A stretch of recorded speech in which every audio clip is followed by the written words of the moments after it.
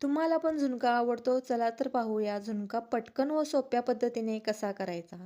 प्रथम झुणक्यासाठी कढई म्हणजे जाड बुडाचे भांडे घ्यायचे आहे. तेल झुणक्यासाठी नेहमीच्या भाज्यांपेक्षा थोडंसं जास्त लागतं. त्यामुळं तेल थोडं जास्त असेल तरच झुणका छान होतो. गडबडीच्या वेळेस तुम्ही कांदा लसूण न घालता देखील झुणका छान पद्धतीने कसा करू शकता हे मी आज आपणास दाखवणार आहे. प्रथम कढई घ्यायची आहे. कढईमध्ये तेल घ्यायचं आहे. तेल आपलं तापलेलं आहे. त्यामध्ये मी मोहरीची फोडणी दिलेली आहे. हिंगपूड आपल्याला 1 चमचा घालून घ्यायचा आहे.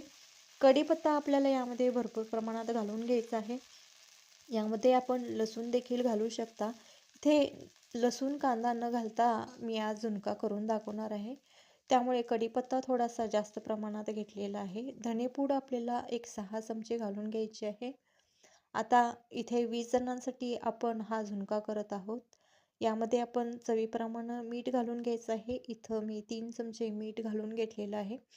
आता यामध्येच थोडंसं आपल्याला मिरची पूड घालून घ्यायची आहे.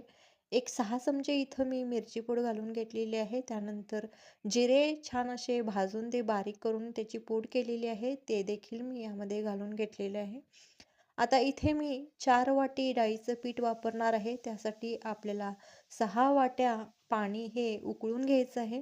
आता कढईमध्ये आपण पाणी घालून घेतलेलं आहे. आता यामध्ये चवीसाठी आपण गूळ घालून घेतलेला आहे. झुणक्यासाठी गोड चव अशी छान येते. त्यामुळे थोडासा आपल्याला यामध्ये गूळ घालायचा आहे. पाणी पूर्ण उकळल्यानंतरच यामध्ये आपल्याला डाळीचं पीठ घालून घ्यायचं आहे. इथे 4 वाटी मी डाळीचं पीठ घालून घेत आहे. अशा पद्धतीने हळूवारपणे आपण हे डाळीचे पीठ या उकळत्या पाण्यामध्ये घालून घ्यायचं आहे. पीठ पूर्ण घालून झाल्यानंतर एकदम त्याला व्यवस्थित असं मिक्स करून घ्यायचं आहे पाण्यामध्ये. आता हे डाळीचं पीठ आपण व्यवस्थित पाण्यामध्ये मिक्स करून घेत आहोत. अशा पद्धतीनं व्यवस्थित त्याला गुठळ्या न होऊ देता हे पीठ पाण्यामध्ये मिक्स करून घ्यायचं आहे.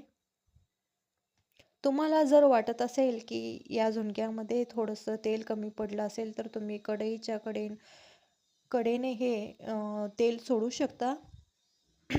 अशा पद्धतीने हा झुणका आपण व्यवस्थित मिक्स करून घेतलेला आहे. असा हा झुणका आपला आता तयार झालेला आहे. यामध्ये आपण शेवटी कोथिंबीर व ओले खोबरेही घालून ते सर्व करू शकता.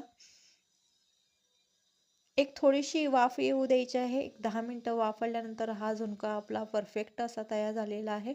पहा अशा पद्धतीने हा मोकळा